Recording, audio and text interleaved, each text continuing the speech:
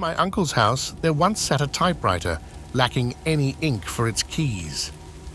Despite occasional playful taps on the keys, my uncle would scold me for pretending to write stories. Then, an eerie incident unfolded during a challenging time when my grandmother was unwell in the hospital. One day, I discovered something peculiar typed on the typewriter. 15 months, written in a dark red ink. Perplexed, I checked for ink, but found none. At the age of 10, I dismissed it as a joke, tossed the paper away, not realizing the weight behind those words. It turned out to be an uncanny premonition, as that was the exact duration my grandmother lived, 15 months.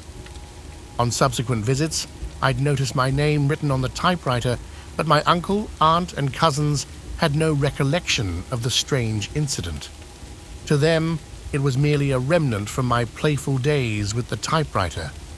Yet, the mystique of that typewritten message lingers, reminding me of the mysterious connection it seemingly held with my grandmother's lifespan. Before we jump into our second story, make sure to hit that subscribe button and give this video a thumbs up if you're enjoying the content. Stay tuned for more updates.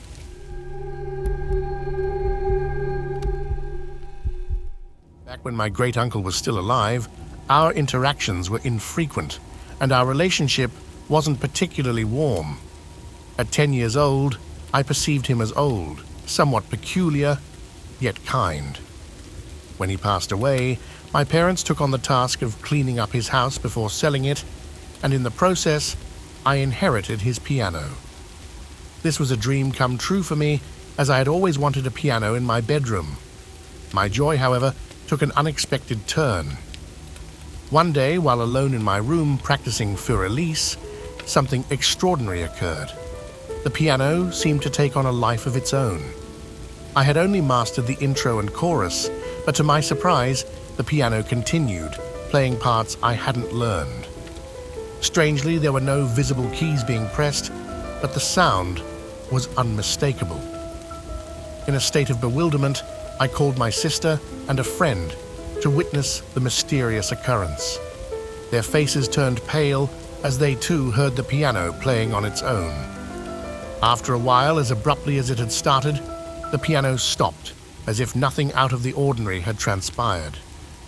It was a bizarre and unexplainable event that left us all feeling a sense of wonder and unease.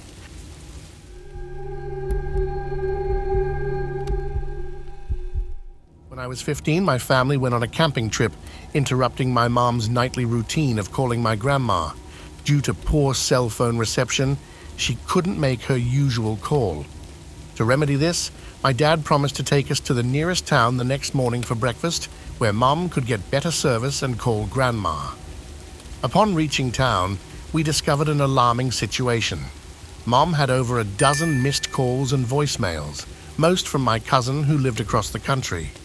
My cousin, who often spoke of having visions, was in distress, claiming someone was harming Grandma at that very moment. She described a nightmarish scenario involving stabbing, fire, and being suspended in the air. The other voicemails confirmed the worst family members desperately trying to convey the tragic news that Grandma had been murdered. A break-in, stabbing, tying her up, and setting the house ablaze had occurred. The timing weighed heavily on my mom, blaming herself for the tragedy happening during their usual phone call. The eerie combination of visions and voicemails created an intense and painful memory, leading us to rarely discuss my grandmother's tragic death.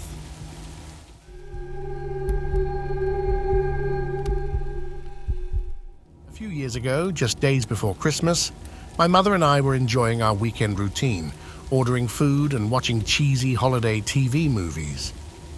After placing our food order, we were startled by an unexpected knock on the door. Both of us exchanged puzzled glances, doubting that our delivery had arrived so quickly. My mother answered the door, and there stood a woman we had never seen before. She inquired about someone specific, but my mum replied in the negative and closed the door. Though I couldn't hear the woman's words over the TV, My mother mentioned that she had asked for Gloria. Now, you might be wondering why this seemingly ordinary encounter is considered creepy. Well, here's the twist. My grandmother's name was Gloria. She never lived with us, and we had been the sole occupants of the house for decades. It wasn't as if we had recently moved in, and someone was looking for the previous resident. The truly strange part was that my grandmother had passed away about 15 years prior. As I reached for my phone to text my cousin about the odd incident, it hit me. My grandma had passed away around Christmas time. My cousin then reminded me that she actually died on that very day, the same day the mysterious woman came to our house asking for Gloria. In my heart, I like to believe that it was my grandmother paying us a visit to say hello.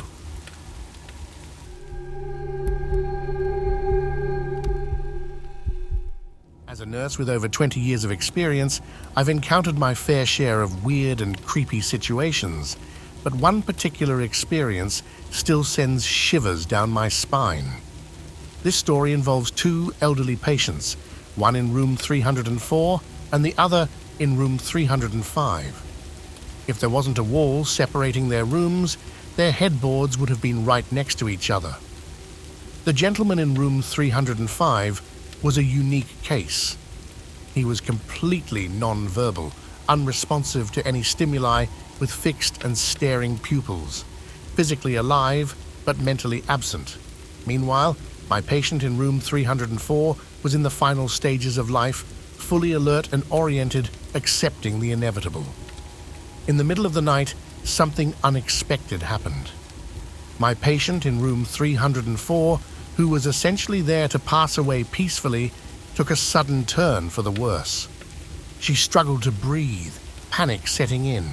Despite her distress, she insisted that we not intervene to save her from dying. I quickly adjusted her oxygen, called the doctor for orders, and followed the medical instructions to make her as comfortable as possible. While I was administering medications, my nurse tech urgently approached, saying, "You have got to go see room 305. Leaving another nurse to stay with my patient in room 304, I headed to room 305. Before even entering, I heard him. The gentleman in 305 was singing loudly in a shaky but beautiful tenor. His hymns spoke of meeting God at the pearly gates and going home. Slowly entering the room, I called his name, but there was no response. He continued singing. I tried shaking his leg and gently shaking his arm, but he remained unresponsive, lying in bed, staring into nothingness while singing about going home to heaven. After standing and listening for a few seconds, I reluctantly went back to attend to my dying patient in room 304. After about 25 or 30 minutes, she took her last breath. I carried out the necessary post-death procedures, but couldn't shake the memory of the patient in room 305. Curiosity got the better of me, and I went to his doorway. All I heard was silence. Peeking in, I saw him lying there as usual, staring into nothingness, completely silent. Just as I was about to leave, thinking the unusual experience had come to an end, the man in room 305 suddenly turned his head towards me, his eyes meeting mine. In a hauntingly calm voice, he uttered, "You can't escape the melodies of the afterlife. They follow you, nurse, long after you leave this room." His words sent a shiver down my spine, leaving me with a sense of unease that stayed with me long after that night. If you want to see more of the most frightening horror videos, check out our previous videos and subscribe to be notified of new, terrifying experiences. Until we meet again, be cautious of the supernatural and be careful when navigating through dark and eerie situations.